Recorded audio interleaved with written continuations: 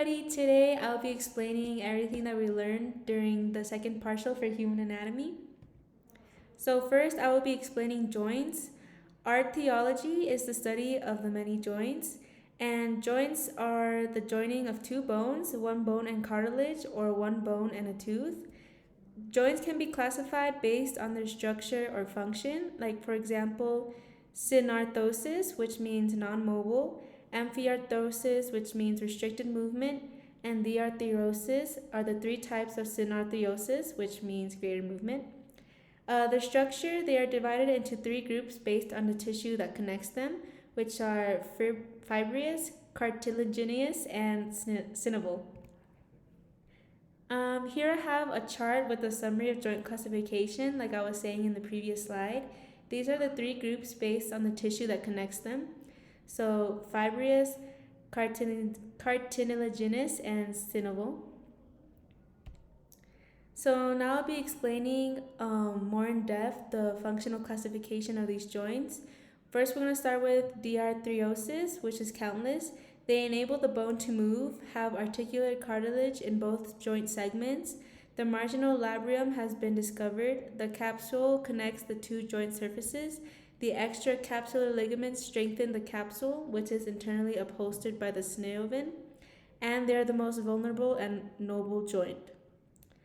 Next, we have amphiarthrosis, which is joined by the elasteric cartilage and it has limited mobility. Synaphysis is a joint subtype that falls in between diarthrosis and synarthrosis. Inside the interosseous ligament is a joint cavity.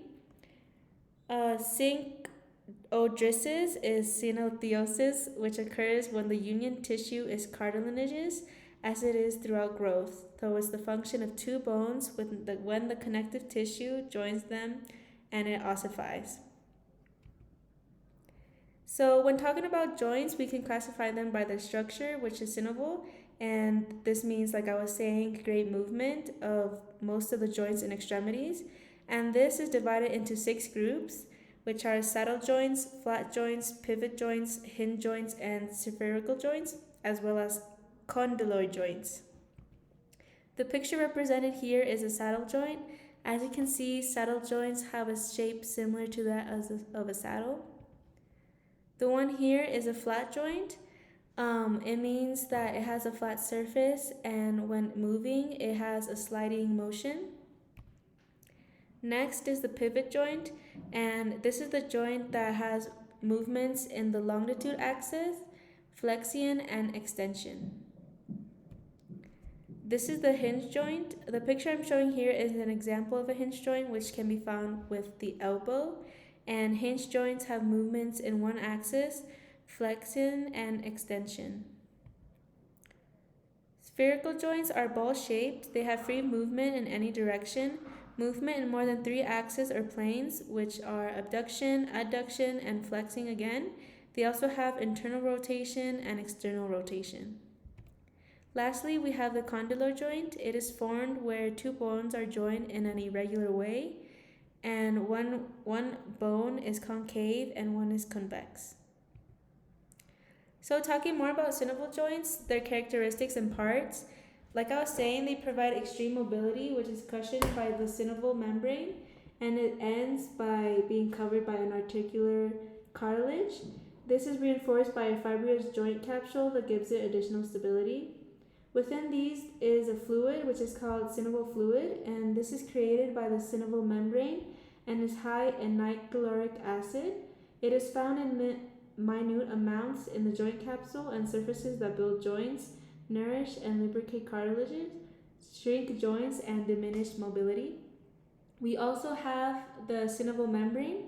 This borders the inner surface of the joint. It creates folds and villi, and also contains synovite-site cells and macrolake-like cells.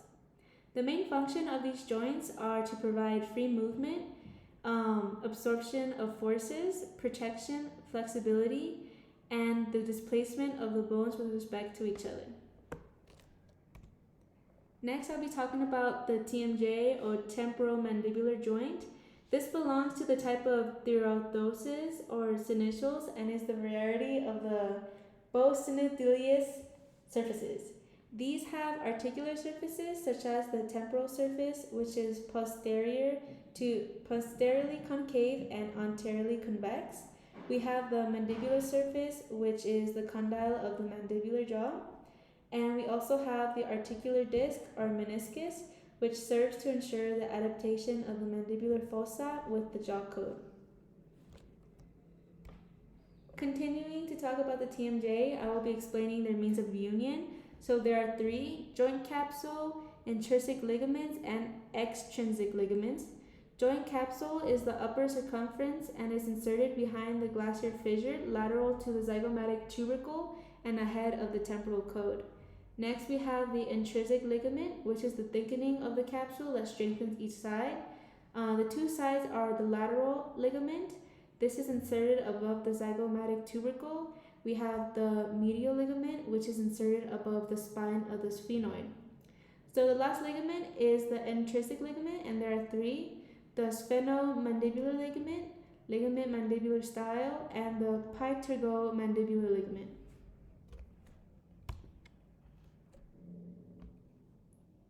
So I'll be talking about the different surface or faces of the TMJ. So we have the lateral or superficial face. This is TMJ covered by skin. It is related to the transverse facial artery and the branches of the facial nerve. So the temporal facial and the cervical facial nerves. We also have the posterior face. It is related to the external acoustic meatus. We have the anterior face, and this is related to the mandibular notch. And lastly, we have the medial face, and this is related to the rectocondylar buttonhole of Jubata. Next, this is a picture explaining the different movements the TMJ allows us to have. So for example, elevation, descent, projection forward, projection backwards, and circumduction. In the picture, we have demonstrated the protrusion, retraction, elevation, and depression. These are more pictures explaining the movements of the TMJ. So moving on, I will be talking about the muscles of the head, and these are groups of muscles that are inserted by one of its extremities in the jaw, and another group of cutaneous muscles that is inserted in the inner part of the skin. So this can be subdivided into two sections, which are masticatory muscles and cutaneous muscles. Masticatory muscles determine the movements of the jaw, and there are four: temporal, masseteral, medial pterygoid, and lateral pterygoid. The temporalis muscle is situated in the temporal fossa, the masseter muscle in the cheek area, while the medial and lateral pterygoids lie in the infratemporal fossa. This is an example or picture of the temporal. This is a parietal fossa, its apex, and directed towards the coronoid process of the mandibular. Its insertions is that it is affixed above the curved temporal line in the temporal fossa. From these places, the muscle originates, its fibers converging on a fibrous sheet. The superior face is related to the temporal fossa, the superficial temporal vessels and nerves, zygomatic arch, and the upper part of the trunk. Its innervations are three orotundo temporal nerves and branches of the mandibular nerve, and this allows elevation of the jaw. This is the masseter. It goes from the zygomatic process of the temporal to the lateral aspect of the angle of the mandible. It is superficially bundled and also deeply bundled. The deep face is related to the process coronoid and with the ball of Bichat. Interposed between this is the muscle and the buccinator. It also has the nideo masentino, which is a branch of the mandible. This allows elevation of the jaw and is involved in protrusion and repulsion movements. In this picture, I'll be talking about the medial and lateral pterygoids. So beginning with the medial pterygoid, this originates from the pterygoid process and ends on the medial aspect of the angle of the mandibular. Its lateral aspect is related to the lateral pterygoid and the interpterygoid fascia. Its innervation is that it's medial pterygoid nerve, and it has the branch of the mandibular nerve, and this allows the elevation of the jaw. The lateral pterygoid extends from the pterygoid process to the cello of the condylo of the mandibular. This is divided into two bundles, superior and sphenoidal, and inferior or pterygoid. On both sides with the infratemporal fossa and medial deep temporal and mesenteric nerves. Between its two laciculatus passes the buccal nerve. The anterolateral face is related to the mandibular notch and the coronoid insertion of the temporal bone and bical adipose ball. The buccal nerve provides lateral movements to this jaw as well. So now we're talking about the skin muscles of the head. We're going to begin with the occipital frontal. It is joined by an intermittent fascia, the galea aponeurotica. Its insertions are in the upper lip of the superior buccal line. Its fibers are upwards and forwards and inserts on the posterior border of the galea aponeurotica. This is the frontal. Below in the interciliary position of the frontal and in the deep face of the skin corresponding to the eyebrows. Its fibers are upwards and backwards and are inserted in the anterior edge of the galea aponeurotica. Its superficial face is the skin of the head, and while its deep face is in the vault of the skull. It inserts himself through the occipital, which is the posterior auricular temporal facial branch, and also the frontal, which are the frontal branches of the temporal facial. To activate this muscle, you have to, the galea aponeurotica muscles contract simultaneously. For example, when something grabs your attention, if you're in horror, admiration, or in surprise. These are the different cutaneous muscles of the face. We'll begin with the eyelid muscles. So within these are the orbicularis oculi, which is flattened and wide and surrounds the palpebral orifice. Its insertions are inside by means of a tendon, and this has two portions. The direct, which is inserted in the anterior edge of the lacrymonsal canal. It reflects on the posterior edge of the lacrymonsal canal, and its upper fibers are directed upwards and outwards, and the lower ones are down, and both describe arcs of a circle, and between they cross at the lateral corner of the eyelids, ending at the deep face of the skin in this region. Its superficial face is within the skin. Its deep face is with the orbital rebound, superciliary muscle, supraorbital artery and nerve, broad ligaments of the eyelids, and the tarsal cartilages. In the palpebral rim, there is a muscular band called the rheolon muscle, from commissure to commissure, 1 or 1 millimeter wide, and this is where the eyelashes are implanted. Its innervation is within the superior facial branch, and to activate this, the palpebral orifice sphincter closes when it contracts. This is the superciliar. It is located deeper than the orbicularis oculi and occupies the medial part of the supraorbital crest. Its insertions are in the medial part of the supraorbital ridge. Its fibers are directed outwards and upwards, ending with the deep aspect of the skin of the eyebrows. Its relations are that its superficial face is the frontal muscles and the process inside with the orbicularis outside. Its deep face is in contact with the frontal bone and with the supraorbital artery and nerve. Its innervation is within the palpebral nerves coming from the superior branch of the facial. To activate this, you have to gather and move your eyebrows and the expression of a frowned pucker. Now we're talking about the muscles of the nose. The procero is located on the back of the nose and continues down. The frontal muscle is below in the lateral cartilages of the nose and in the inferior edge of the nasal bones. Its fibers are upwards to the incociliary region, mixed with those from the front, and are inserted in the deep face of the skin in a said region. Its relations are that it's covered by skin and covers the nasal bones. It is inserted with the supraorbital nerve and facial branch. To activate this, it is the antagonist of the frontal, so it displaces the skin of the interciliary region downwards, producing transverse folds, psychogium of threat and aggression within. In the nasal, there is a triangular shape of the nose wing, and below on the back of the nose, its fibers are downwards and upwards. downwards and outwards. At the level of the ala of the nose, they are divided into anterior bundle that ends in the skin and a posterior bundle. This is the depressor muscle of the nasal septum. Its superficial face is the skin, its deep face is the wing of the nose, its innervation is the fillet of the supraorbital branches of the face. To activate this, contractions of the posterior beams are required, so crushing the wing of the nose, reducing wideness of noses, and its anterior fibers are contracted, so this lifts the skin of the nose wing. This is the septic depressor. Its nasal is from the maxilla to the posterior edge of the wing of the nose.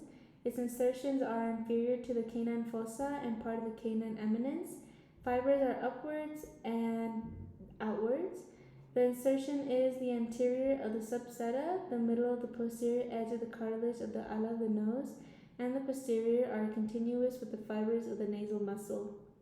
Its faces are superficial, so this has the gum mucosa and the superior semi-orbital of the mouth. Its deep face is in direct contact with the maxilla. Its innervations are with the supraorbital branches from the temporal facial. To activate this, there is a depressor of the nasal septum, the depressor of the nose wing, and also the nose builder. I'm showing here the dilator of the nasal openings, which is a rudimentary muscle of the human being on the nose wing and its inferior part. Its insertions are related with the posterior edge of the cartilage of the nose wing. Its fibers are forwards and downwards to be fixed on the skin, which covers the inferior edge of the same cartilage.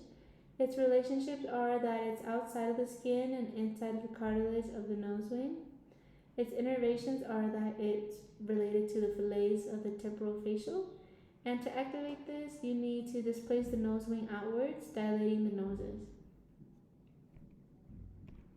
Now I'll be explaining the different muscles of the lips. They converge at the opening of the mouth, and there are 11 muscles in total. Beginning with the suborbicularis oris, this is at the orifice of the mouth and extends from one corner to another. Its insertion is divided into two parts, the upper semi-orbicularis, which is from one corner to another along the upper lip. Its main fibers originate on the sides of the midline of the deep aspect of the skin and the labial mucosa. They are then directed from one side to the other towards the corresponding commissure where they intersect with the fibers of the inferior semi-orbicularis. There are also two other beams, the nasocommissural, which is from the subseptum to the corresponding commissure, the upper commissural incisor, which is originated in the canine fossa and directed into the corresponding commissure. The inferior semi-orbicularis is another one, which is from one corner to another and forms almost the entire lip. This has one accessory bundle, which is the lower commissural incisor. This is inserted on the sides of the mandibular physis and goes into the corresponding commissure. Its relations are that it occupies the thickness of the lips, covered by the skin, and its deep face related to the buccal mucosa. This is inverted in the superior semi-orbicularis, which is the branch of the nerve temporofacial. Its inferior semi-orbicularis is in the branch of the cervicofacial. To activate this, it works as a sphincter, closing the mouth and opening it, modifying it. It intervenes in the pronunciation of buccal and labial, and in the action of whistling, sucking, and kissing. From the mandible and maxilla to the corner of the lips, it constitutes the lateral wall of the mouth. Its insertions are that behind on the posterior part of the alveolar border of the mandibular and the maxillar, at the level of the third molars in the tychomandibular ligament and the anterior border of the ramus of the mandible. Its fibers converge towards the deep face of the skin and corners of the lips. Its relations are that its sternum ducts perforates it to empty at the level of this upper second molar. This is the buccinator. Its innervation is within the branches of the temporofacial and cervicofacial nerves. To activate this, it directs the corners of the lips backwards, compressing the lateral walls of the mouth against the alveolar arches, and influence the chewing movements and whistling that we do. This contraction causes the physiognomy of bitterness or irony. Common elevator of the alae of the nose and of the upper lip.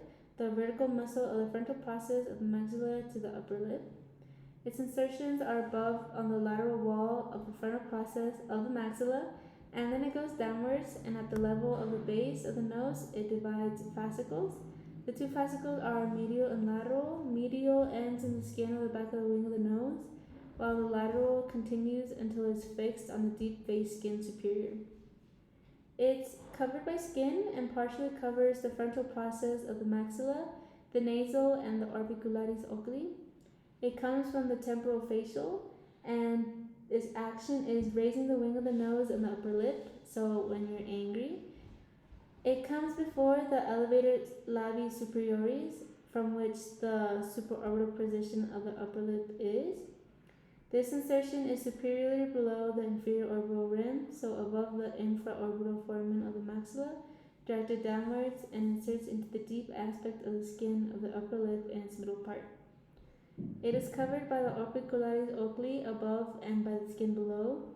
Its deep face covers the elevator angli oralis, and it comes from the temporal facial. To activate this, you need to raise your upper lip, and it's in when you're discontent, crying, and content.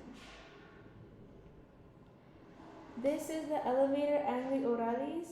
This is found within the canine fossa, from where it extends to the corner of the lips.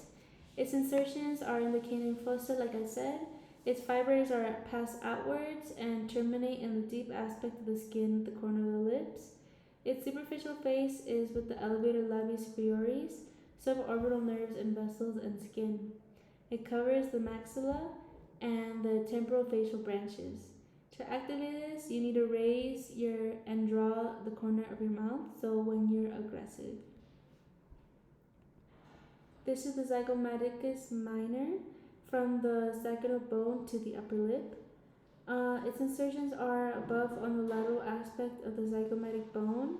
It is directed downwards and forwards to terminate on the deep aspect of the skin of the upper lip, which is from the lateral to the levator itself. Its relations are that it's partially covered in its origin by the orbicularis oris.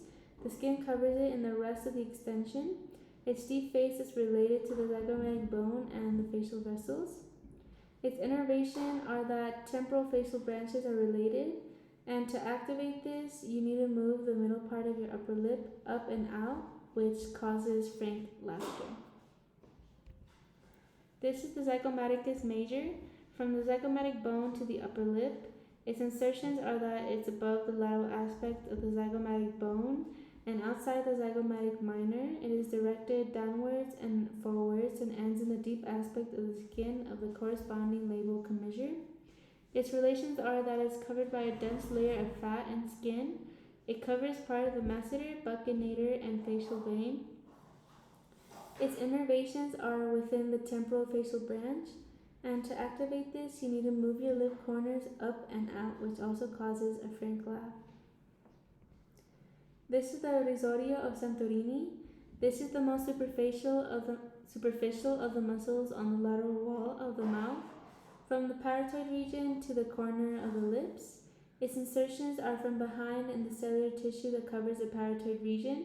Its fibers are forward and fixed in the deep face of the skin in the lip corner.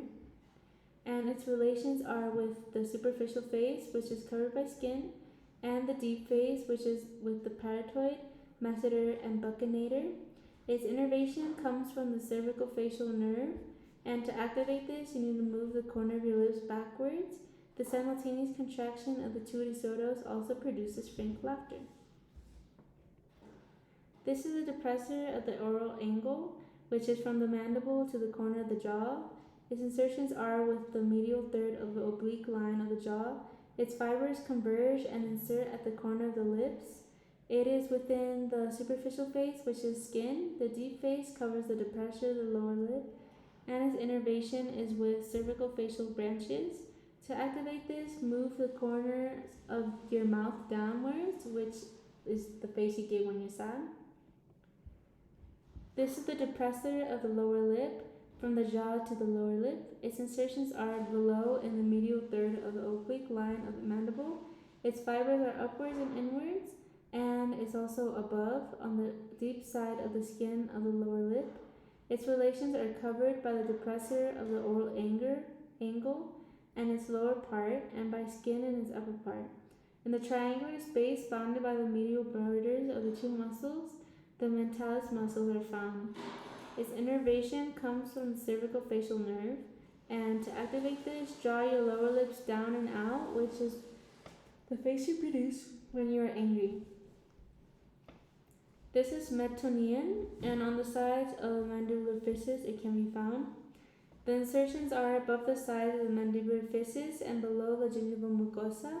Its fibers are downwards and inwards to end up inserting into the skin of the chin.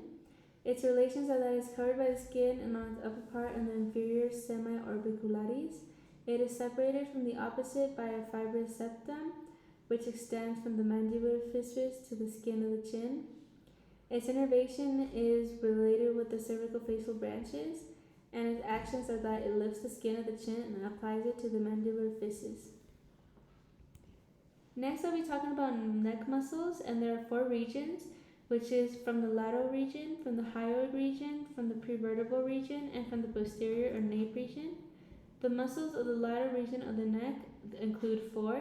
The plasma, which is over the superficial fascia and under the skin from the infraclavicular region to the corner of the lips. Its insertions are below in the subcutaneous cellular tissue of the infraclavicular and acromegaal regions. Its fibers are upwards and inwards to the lower border of the mandible. Its medial bundles cross in the midline with those of the opposite side and are fixed below the skin of the chin. Its middle bundles in the lateral third of the oblique line of the mandible, and lastly, its lateral bundles in the skin of the labial commissure. Its innervation are cervical facial branches, and to activate this, you need to draw down the skin of the chin and lower lip, which is a result from pain or anger. Going more in depth, I will be talking about the sternocleidomastoid, which is a vigorous muscle covered by the plasma and the sternobaccular joint of the mastoid process.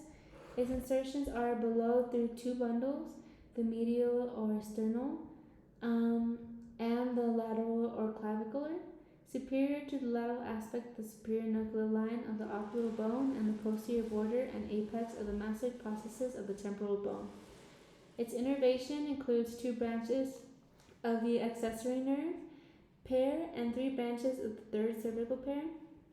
To activate this, you need to simultaneously contract both produces of the extension of the head, and at this moment the head goes backwards. This contraction of one tilts the head to the opposite side. Scalenes include 3 muscles: anterior, which is the middle and posterior and forms the muscular mass in the lateral and middle part of the neck from the transverse processes of the cervical vertebrae of the first 2 ribs. The anterior scalene, which is above in the anterior tubercles of the transverse processes of the 3rd, 4th, 5th, and 6th cervical vertebrae. Its fibers are downwards and insert on the anterior scaleneus, tubercle of the first rib.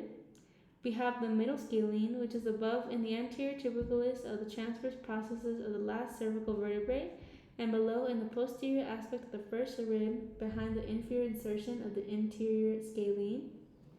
We have the posterior scalene, which is above on the posterior tubercle of the processes, transverse of the 4th, 5th, and 6th cervical vertebrae, and inferiorly on the superior border and lateral aspect of the 2nd rib.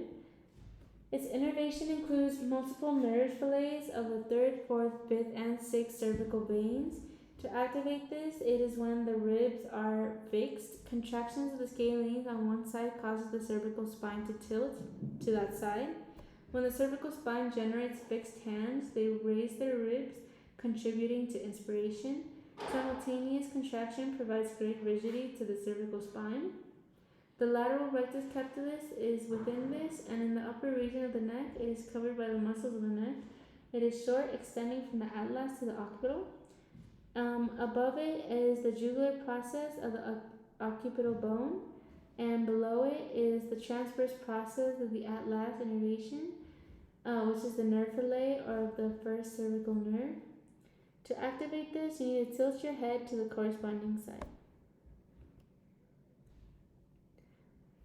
These are the muscles of the hyoid region, which is divided into two groups.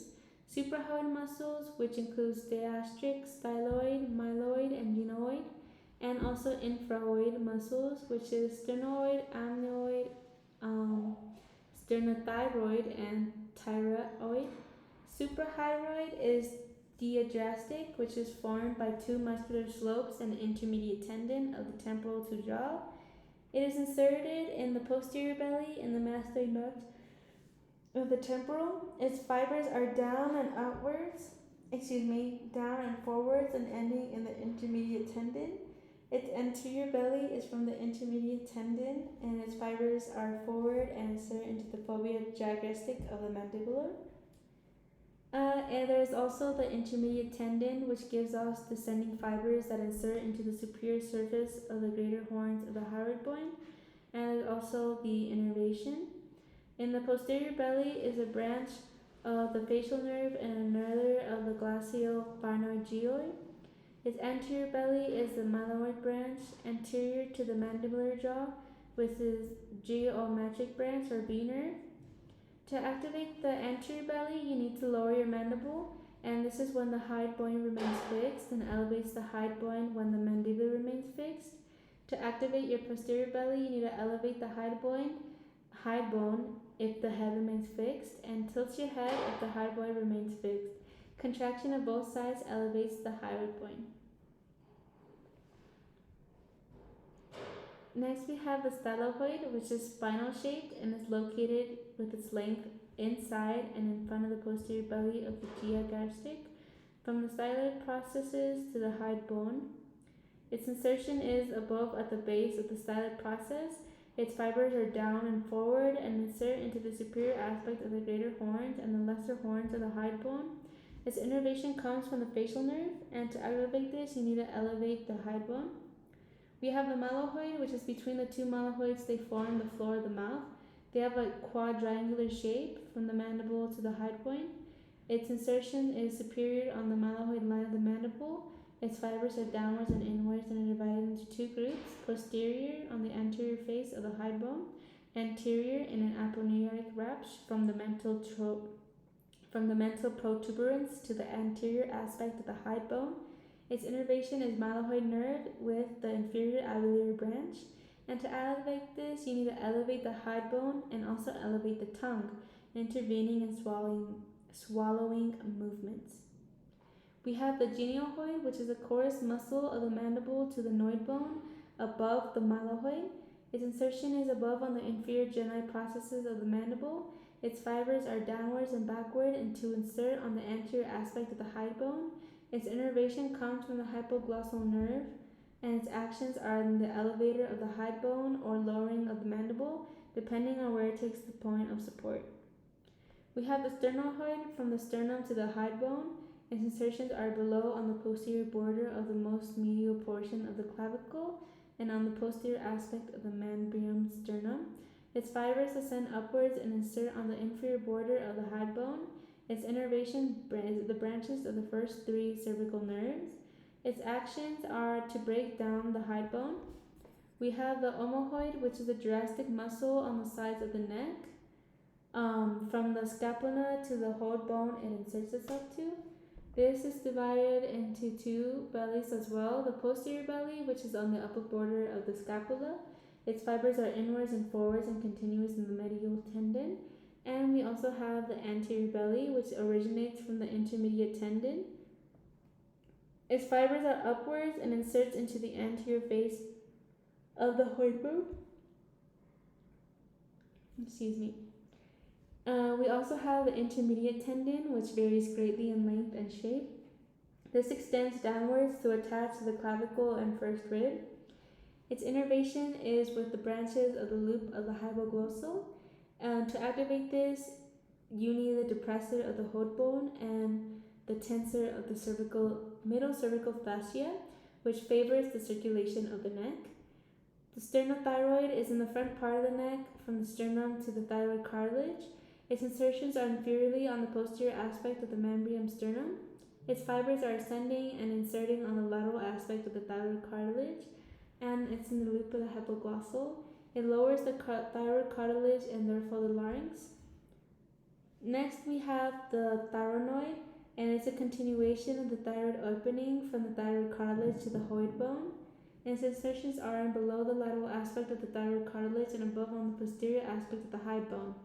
Its innervations are with the hypoglossal branch, and to elevate this, you need the elevator of the larynx or the depressor of the hyoid bone.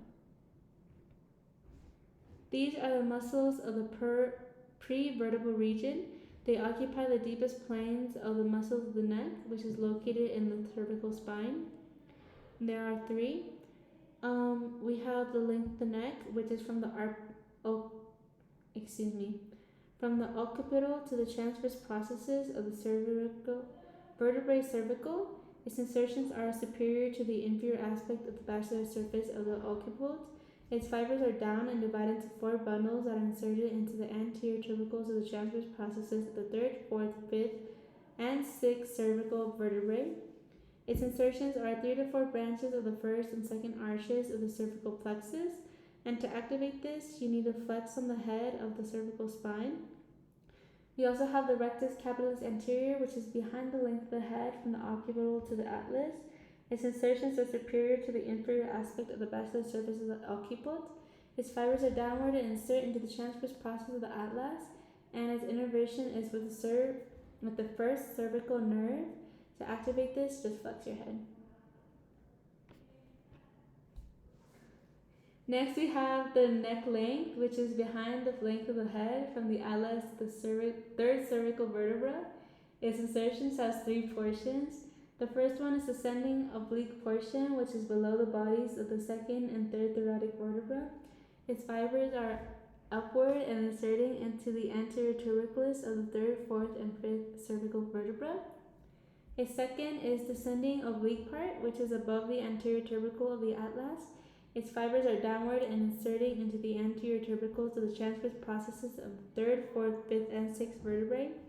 And lastly, the third part is the longitude portion, which is located inside the anterior ones and inserted below in the body of the first 3 thoracic vertebrae and in that of the last 3 cervical vertebrae.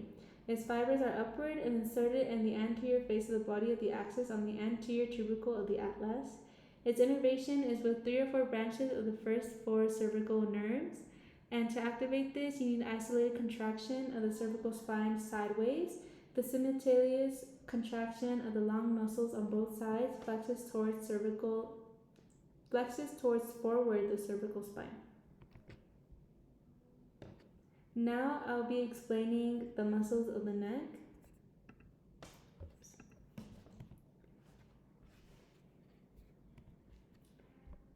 This is the muscle of the posterior region of the neck, which is the nape.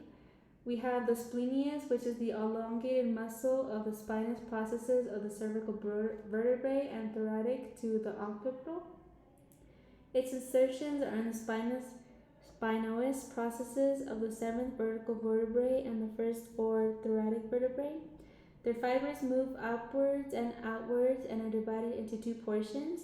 The medial, which is the splenium captivus, on the lateral half of the knuckle line inferior and on the lateral aspect of the mastoid processes.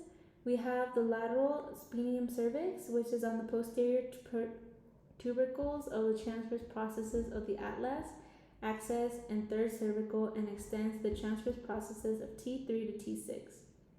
Its innervations are with the branches of the greater occipital and posterior branches of the cervical nerves, and to activate this, you need to extend your head. We have the semispinals of the head from the cervical and thoracic vertebra to the occipital. Its insertions are in the transverse processes of the first 5 thoracic vertebrae and the last 4 cervical vertebrae. Their fibers are upwards and are inserted in the space between the 2 knuckle lines of the occiput. Its innervations are with the branches of the greater occipital, and to activate this, simultaneous contraction of both extend the head, and the isolated contraction directs the head to the opposite side. This is the longest of the head on the sides of the semispinal of the head of the spine cervical to the mastoid process. Its insertions are below on the transverse process of the last 4 cervical and first thoracic vertebrae. Its fibers are upwards and insert on the posterior border of the mastoid processes, Its innervation is with the branches of the greater occipital and the first 3 cervical nerves.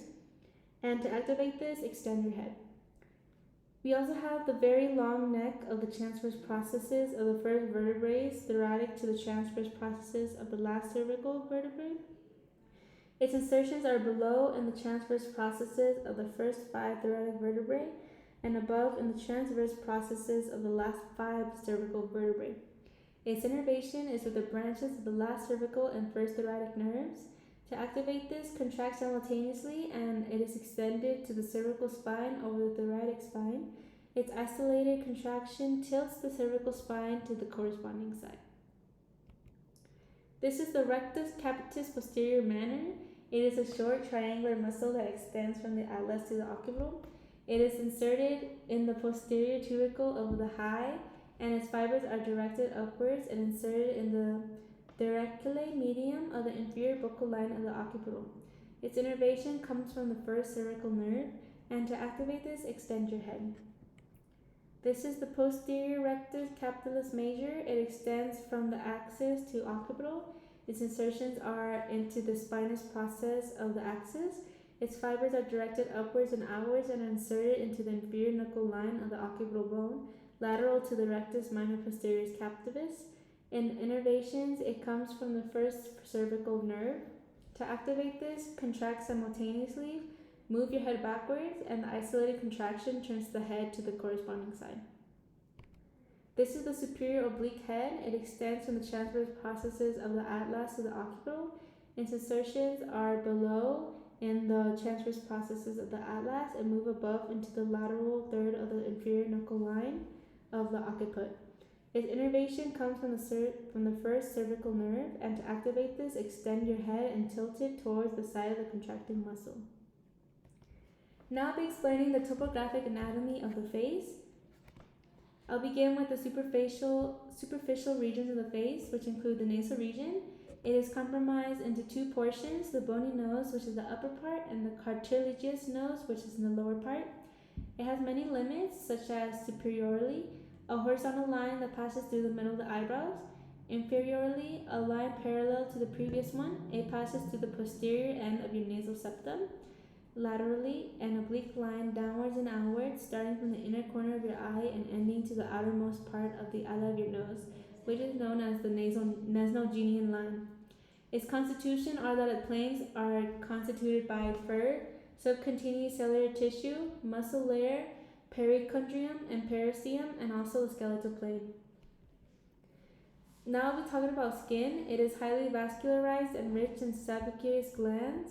It is more attached to the cartilaginous portion than to the bony portion nose muscles. It has a posterior muscle, which is the depressor septum, transversus nasalis, and elevator ani alinatis, and upper lip elevator alinasi. Yes. There's also the periosteum and perichondrium, which corresponds to the nasal nose. It is in the maxillary frontal process and nasal cartilages. This is the skeletal plane, bones and cartilages of the nose. It has the frontal process of the maxilla, palatine process of the maxilla, nasal bones, cartilages of the septum, alar cartilages, which includes both major and minor, cartilages that is lateral. There is also a fibrous membrane that fills all the spaces that remain free between the bone and cartilage structure. Its functions include nasal breathing and the indispensable basic element. Larger particles are trapped in the villus and mucus. The nose is the organ of smell located in the center of the face. The inner part of the nose is located above the roof of the mouth, and the nose is made up of the external meatus, the nostrius, the nasal septum, the nostrilius, the nasal sinuses, which include paranasal sinuses, ethmoid sinuses, maxillary sinuses, frontal sinuses, and sphenoid sinuses. Now I'll be explaining the labial region. In its superior part, it is limited by the base of the nose, a transverse line that passes above the posterior end of the nasal subseptum. In the inferior part, it is by the mentolabial groove. In the lateral part, it has a vertical line from 1 centimeter to the labial commissure called the nasolabial groove, and below it, the labial genial groove. It is constituted by skin, which is very thick and adherent to the underlying muscles. This is the muscular plane. It can be of two types, dilators and constrictors. A dilator muscle of the lips is inserted around the mouth orifice, which is the lip commissure. The constrictor muscle of the lips include the orbicularis lip muscle, which forms an ellipse around the lips, and it is made around two parts. To activate this, you need to open and close the lips, so when you're sucking. And the orbicularis internus, which occupies the free edge of the lips. Its baculas intersect at the level of the commissures to end on the integuments and the mucosa. Its external orbicularis is thinner than the internal orbicularis and is constituted by the terminal fibers of the commissures, ending in the deep veins and the integuments of the lips. This is the mucosal plane. It is formed by the posterior limit of the region, covers the labial region, and is at the level of the corners while continuing to the mucosa of the cheeks. The mucosa is elevated by the underlying glands. It is normally red or pink and strongly adheres to the glandular layer. Its function includes the form of the anterior wall of the oral cavity and delimits the labial orifice. This is the mental region. It is an odd and half region that is below the labial region. It corresponds to the eminence of the chin. It is limited in its upper part by the mentolabial groove and its lower part by the lower border of the mandible and laterally by the mental-genial groove, represented by two vertical jobs from the labial commissures. The chin has a very variable shape. It is convex projection and presents the mental rosita. This region is made of three planes: fur, muscle layer, peristernum, and skeleton. The skin is thick, adherent, and gives rise to lymphatic tributaries of the submental and maxillar lymph nodes. Beneath the skin, there's a subcutaneous fat layer that is poorly developed and crossed by muscle fibers that are inserted into the skin. The muscle layer is composed of three muscles: the mentalis muscle, depressor of the lower lip, and depressor of the angle of the mouth. This is mentonian. It occupies the middle part of the region in the triangular space of the lower base. It is between two depressors of the lower lip and covered infrolaterally by the depressor of the angle of the mouth. The depressor of the lower lip is a muscle that is inserted in the third part of the external oblique line to direct it to the skin and mucosa of the lower lip. It is in relation to the mental foramen, protecting it, and its function is to defend the lower lip. This also includes the depression of the angle of the mouth, and this is a muscle that is inserted in the external oblique line of the mandible, partially covering the depressor of the lower lip. It goes into the corner of the lips. Its function is to lower the lip corner. That is why it's said to be the muscle of sadness. The skeletal plane includes the anterior and middle part of the body of the mandible. It presents the mental eminence in the midline, the mental foramen, and is slightly outside the region and gives way to the mental vessels and nerves, whose ramifications extend throughout the region. The soft tissues of the mental region are movable on the skeleton and its periosteum. These are vessels and nerves, which is in between the muscular plane that appears on the medial branches of the mental vessels and nerves that are distributed throughout the region. The lymphatics trace towards the submental nodes. The nerves include motor cervical branch of the facial nerve, sensory mental nerve, and transverse branch of the superficial cervical plexus, irrigation, mental artery, submental arteries, labial arteries, facial arteries, and submental veins. Now we'll be talking about the different regions, beginning with genian region. The genian region from genna, which is also known as cheeks, corresponds to the cheeks in the lateral region of the face, outside the nasal region and medial to the material region. It is an irregular, elongated, quadrilateral region of greater cervical diameter. It is even and occupies the lateral parts of the face, extending from the surface to the buccal mucosa. The genial region's surface limits include above with the inferior memory of the orbit, below the lower border of the mandible, through the hole with the anterior border of the masseter, inner with the labial genian groove, and deeply extends to the maxillary.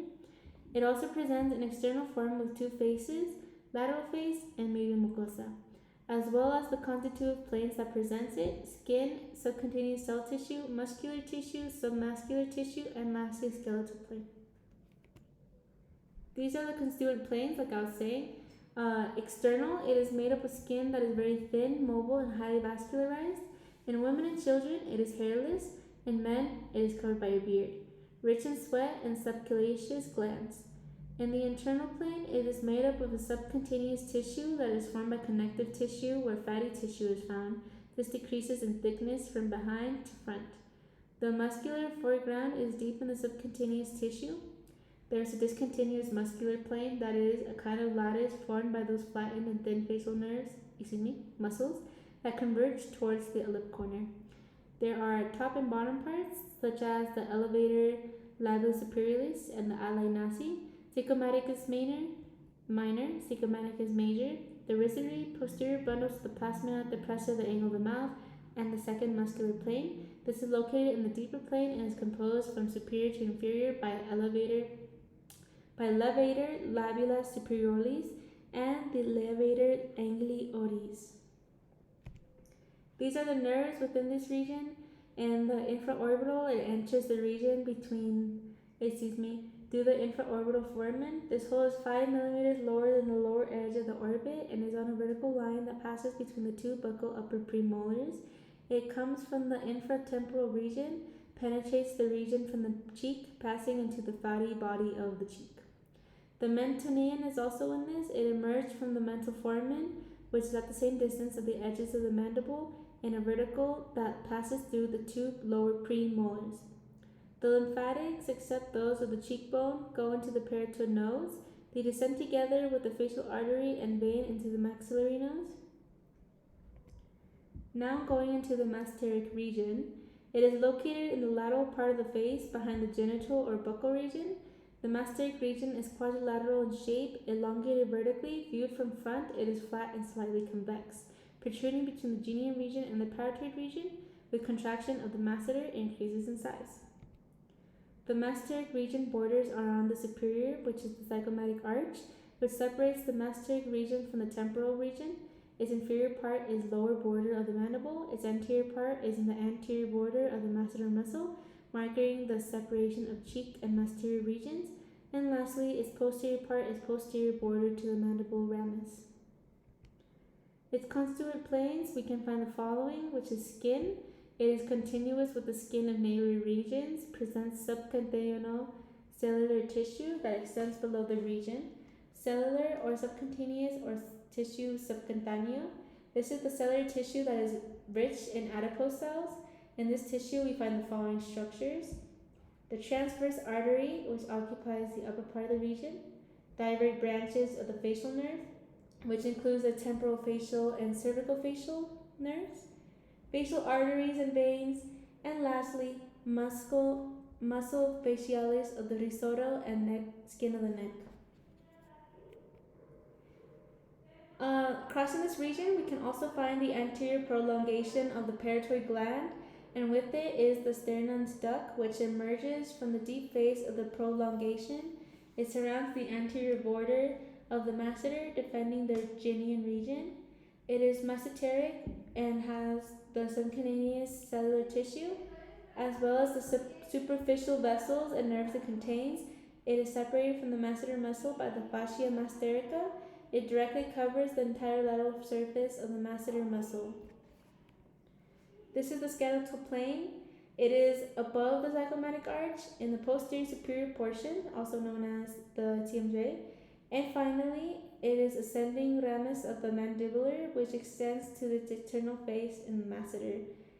Masseter nerves and vessels include the swallow group and the deep group.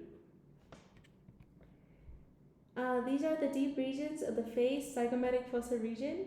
Its limitations are above the zygomatic arch and the portion of the greater wing of the sphenoid located outside the pterygoid fossa. Below it is a horizontal plane passing below the ramus of the mandibular. Outside it is the interface of the ramus of the mandibular.